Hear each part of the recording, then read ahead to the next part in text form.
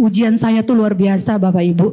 Saya ini dulu kecil, saking banyak masalah gitu loh. Banyak yang saya alami, mohon maaf, difitnah, dihina. Di saat saya memutuskan untuk menjadi mu'alaf, saya ditinggalkan, bisnis saya hancur, pekerjaan saya kontraknya, semuanya hilang, putus. Dan pada suatu saat saya ditantang oleh keluarga saya bahwa Ustadz Anda yang paling hebat datang ke sini. Saya bilang,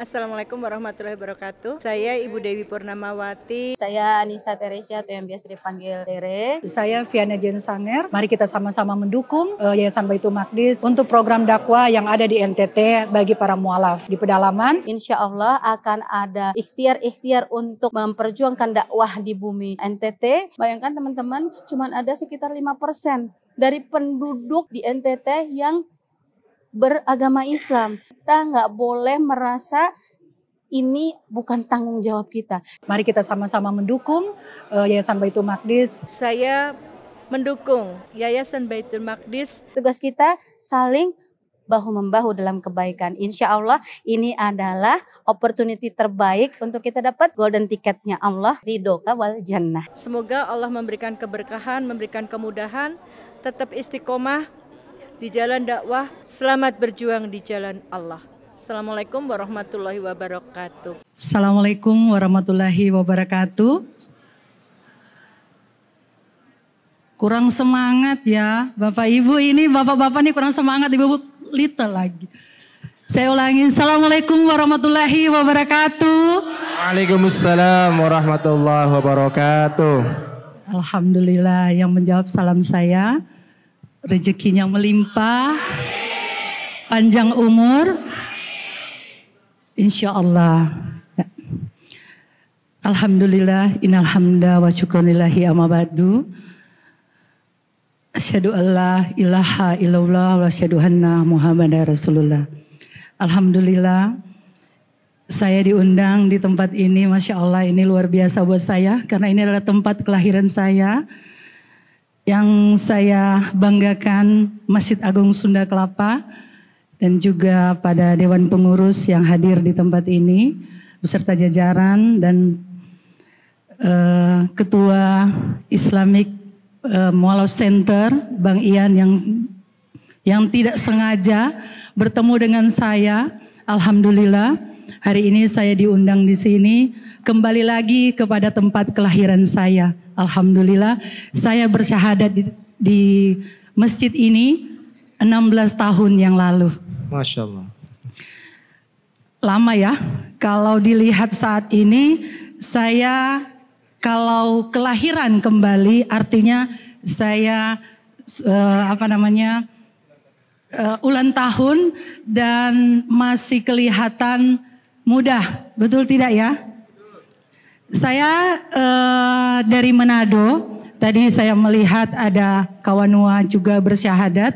Alhamdulillah, saya dari Manado, saya dari Minahasa, latar belakang saya dari Katolik sebelumnya. Dan Alhamdulillah saya bukan lagi mu'alaf sekarang, saya sudah menjadi muslimah. Ya, Alhamdulillah. Melihat perkembangan mu'alaf saat ini, Bapak Ibu yang saya banggakan dan saya hormati, sebenarnya saya ini agak gugup ya, agak gimana gitu loh saat ini karena melihat mu'alaf yang ada saat ini banyak seperti kejadian kawanua saya yang katanya setelah bersyahadat beliau diturun karirnya dan juga pokoknya ditinggalkan. Melihat seperti kawan saya pun merasakan sama seperti beliau. Di saat saya mu'alaf, di saat saya mengambil satu keputusan, di saat saya memilih untuk menjadi muslim, itu luar biasa buat saya ujiannya. Mohon maaf, keluarga saya semua adalah pendeta dan juga evangelis. Dan di tengah-tengah keluarga, di saat saya memutuskan untuk menjadi mu'alaf, saya ditinggalkan oleh keluarga. Saya dibicarakan dan saya disampaikan bahwa saya telah tiada keluar dari keluarga. Buat saya sih sedih ya. Karena apa? Apa yang saya dapatkan dari keluarga semua kembali nol. Semua diputuskan. Tidak ada lagi. Teman-teman saya pun mohon maaf menghindar dan juga jauh dari saya. Tapi saya tidak khawatir. Karena apa?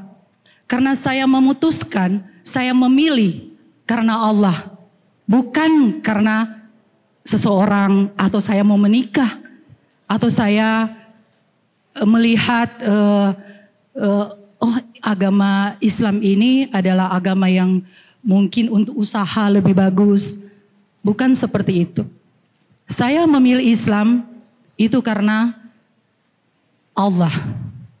Bukan karena seseorang. Mohon maaf, saat ini saya single parent. Saya single parent.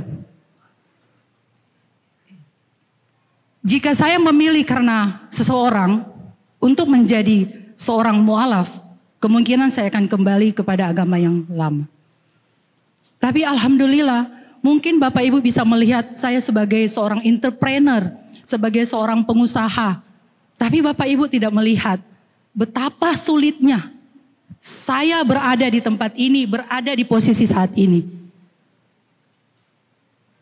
Seperti Pak Syekh menyampaikan, tidak akan beriman seseorang kalau dia tidak mendapatkan ujian. Begitulah dengan kita. Saya mungkin tidak akan kokoh, tidak akan menjadi seorang mu'alaf yang kafah, istiqomah, kalau saya memilih seseorang untuk menjadi muslim. Saya tidak mau lagi dipanggil mu'alaf, Pak Ustadz. Karena saya sudah menjadi muslim. Karena mu'alaf itu adalah yang baru dari non-muslim untuk menjadi muslim. Saya sudah menjadi muslim dan alhamdulillah sudah 16 tahun. 16 tahun itu banyak ujian yang saya alami. Jatuh dalam usaha, tidak punya pekerjaan, tapi Masya Allah, ternyata disitulah ujian kita. Disitulah manfaat kita. Di saat kita diuji,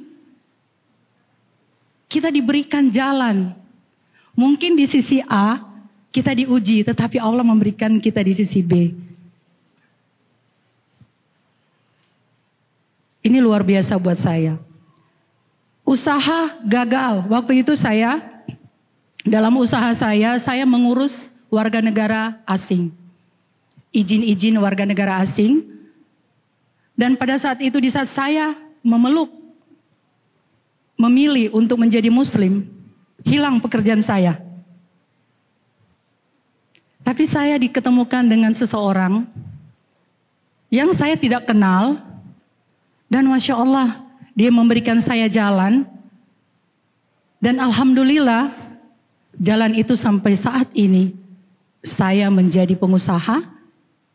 Beliau memberikan masukan buat saya.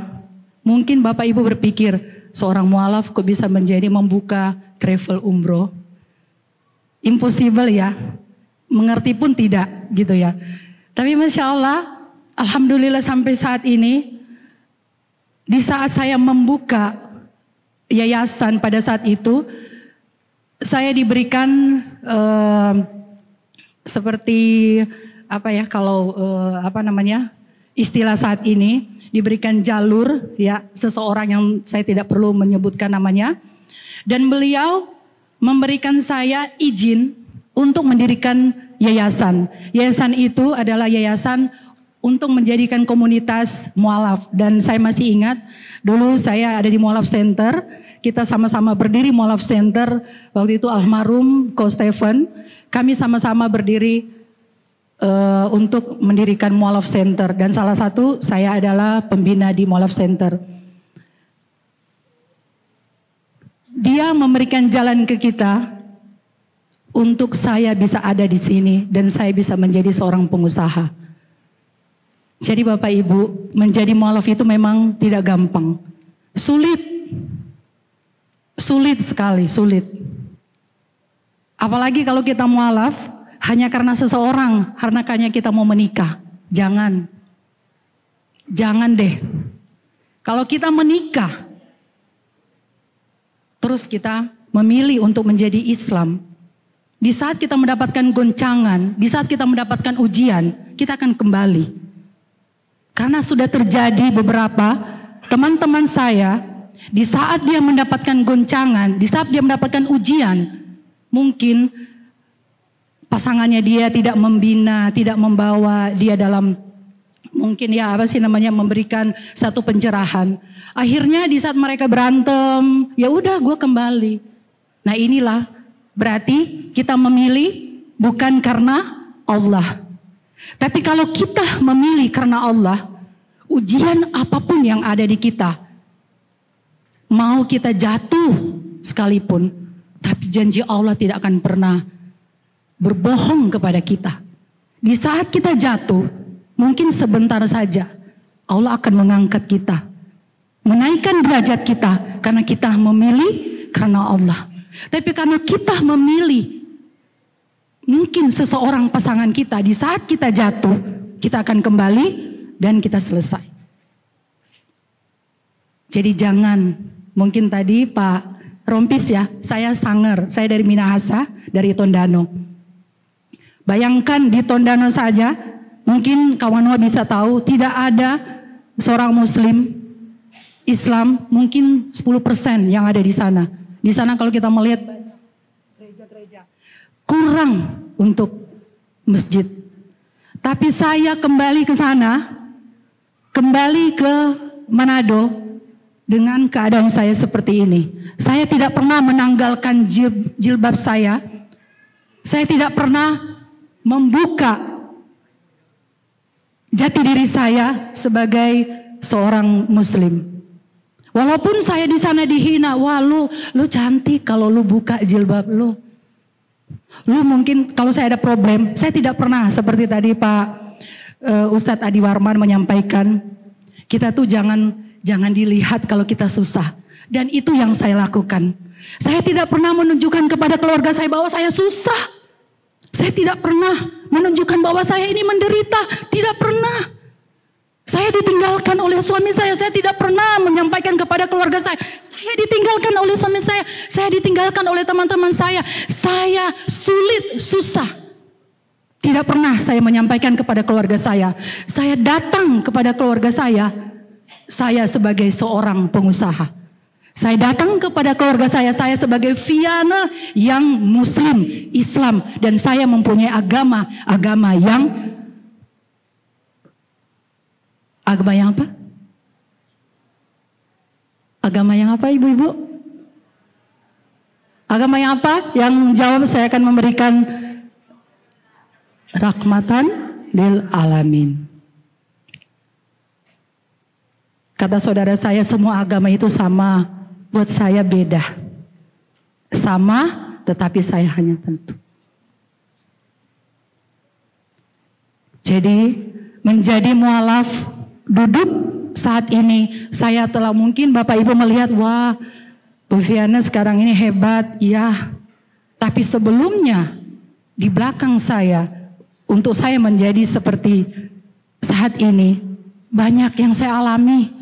Mohon maaf, difitnah, dihina. Mohon maaf, sampai saya pernah difitnah, sampai saya dipesantrenkan. Bayangkan aja, mohon maaf, pesantren kehidupan. Difitnah saya, 3 bulan saya mendekam. Apa keluarga saya bilang, itulah pilihan kamu. Tidak gampang menjadi seorang Muslim. Tidak gampang menjadi seorang Muslim, ibu-ibu. Berbahagialah mungkin ya bagi kita yang sudah Muslim dari kecil, tapi saya anggap itu mualaf baru lahir. Ya, karena kita harus banyak belajar. Tidak gampang kalau kita mendapat ujian. Di saat kita istiqomah, di saat kita ikhlas, insya Allah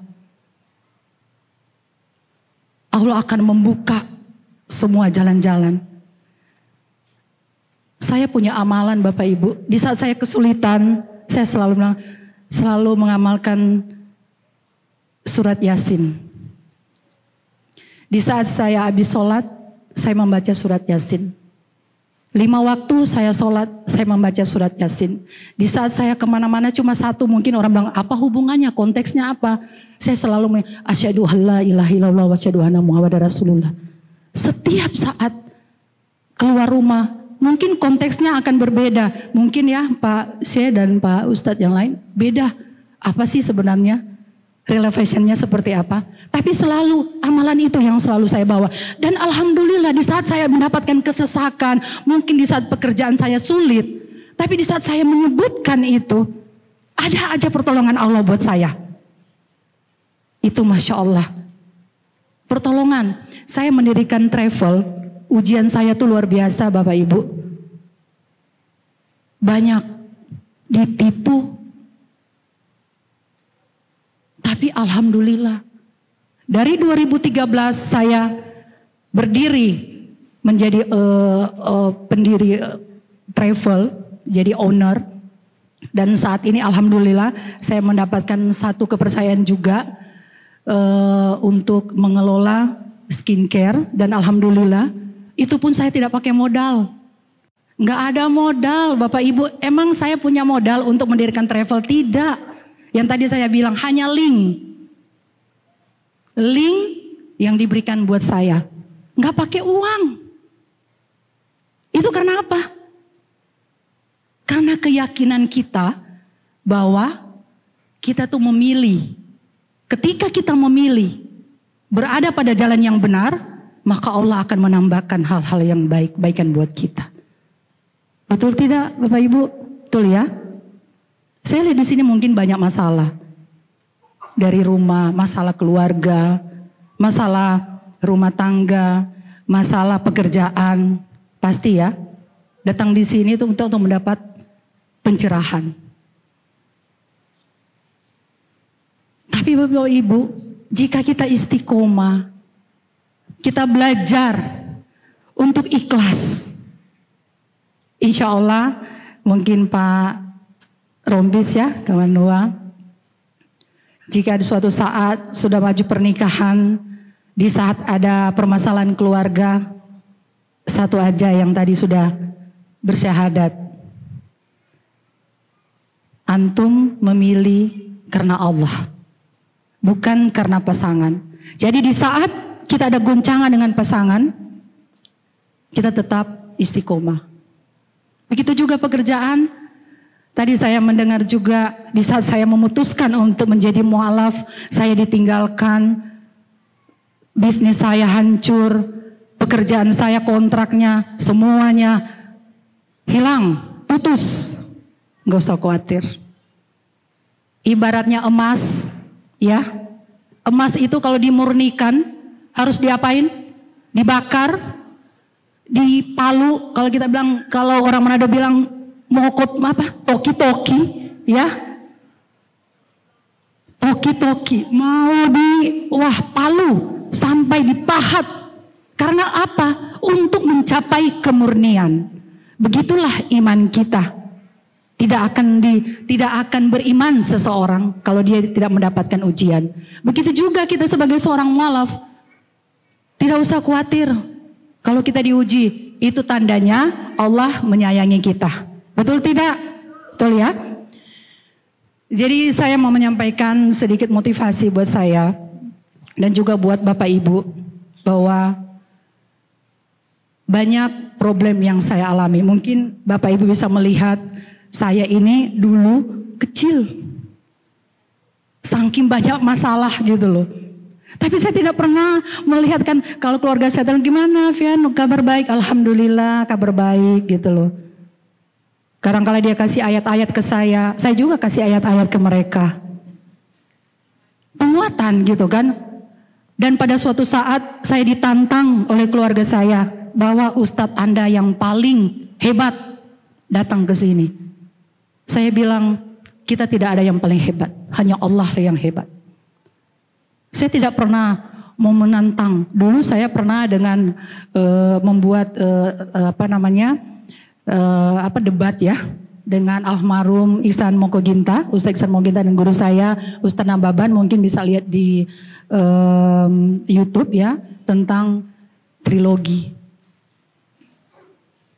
Dan pada saat itu karena saya juga dulu pernah ada di agama saya yang lama dan saya sedikit tahu, dan itu menjadi satu pelajaran buat saya untuk memberitahukan kepada keluarga saya. Memang keluarga saya saat ini menghormati saya ya, tapi 2 tahun saya dianggap tidak ada. 2 tahun saya datang ada. Tapi satu hal yang saya mau sampaikan kepada Bapak Ibu. Kenapa saya diterima oleh mereka? Karena perilaku saya. Saya tidak pernah mengencam mereka. Saya tidak pernah menghina mereka. Dan saya tidak pernah membenarkan di depan mereka agama saya. Saya ingin melihat mereka tuh melihat saya. Dan alhamdulillah, Bapak Ibu tahu Manado, semua tuh tidak ada yang halal di sana. Tapi setiap saya ke sana, Masya Allah, mereka sangat menghormati saya.